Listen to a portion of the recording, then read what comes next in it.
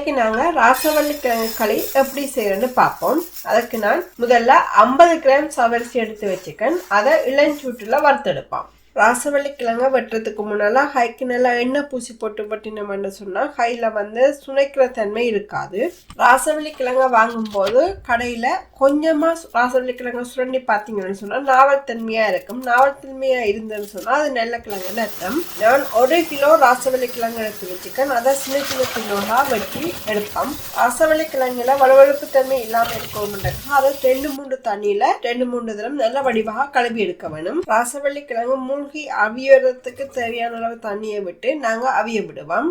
ராசவள்ளி கிழங்கு அவிய வேணும் என்றதுக்காகவும் மற்ற சுவையா இருக்கும் என்றதுக்காகவும் நான் 1/2 தேக்கரண்டி உப்பு பாவிக்கிறேன்.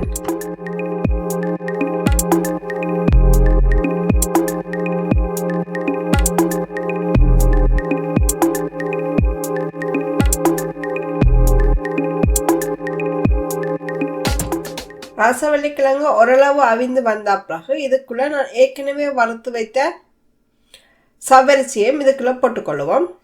அப்பதான் சவரிசியும் ராசவள்ளி கிழங்கும் சேர்ந்து அவிந்து வரும். ஒரு 10 நிமிடத்துக்கு ராசவள்ளி கிழங்கையும் சவரிசியும் சேர்த்து அவிய விடுவோம். 10 நிமிடம் ஆயிடுச்சு. ராசவள்ளி கிழங்கும் சவரிசியும் எப்படி அவிஞ்சிருக்குன்னு பார்ப்போம். நல்ல வடிவாக அவிஞ்சிருக்கு. இதை கரண்டியால கொஞ்ச நேரத்துக்கு மசிச்சு விடுவோம்.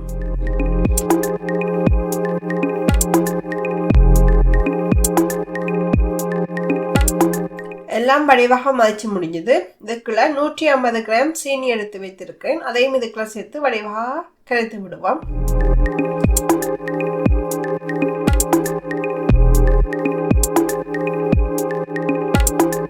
சீனி எல்லாம் வடிவாக கரைந்து முடிஞ்சது. இனி நாங்கள் இதுக்குள்ள 1/2 தேக்கரண்டி ஏலக்காய் தூளையும் இதுக்குள்ள சேர்த்துக்கொள்வோம். இது வாசனைக்காக நான் சேர்த்துக்கொள்றேன். உங்களுக்கு ஏலக்காய் தூள் வாசனை பிடிக்கலைன்னு சொன்னா நீங்க சேர்க்க தேவையில்லை. அதுக்கு பிறகு 400 மில்லிலிட்டர் தேங்காய் பாலையும் இதுக்குள்ள சேர்த்து வடிவாக கலக்கி விடுவோம்.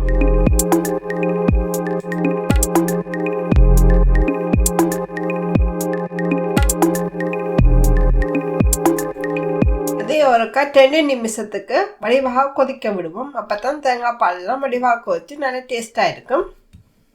எல்லோருக்கும் பிடித்த ராசவள்ளி கிழங்கு களி ரெடி ஆயிடுச்சு.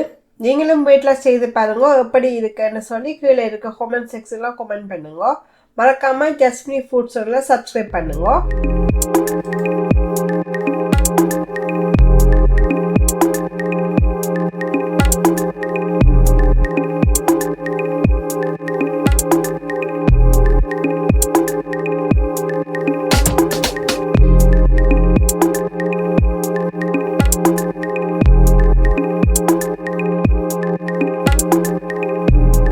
பிள்ளைகளுக்கு ராசவள்ளி கிழங்கு களி பிடிக்கவில்லைன்னு சொன்னா இப்படி செய்து கொடுத்தா அவர்கள் விரும்பி சாப்பிடுவார்கள்.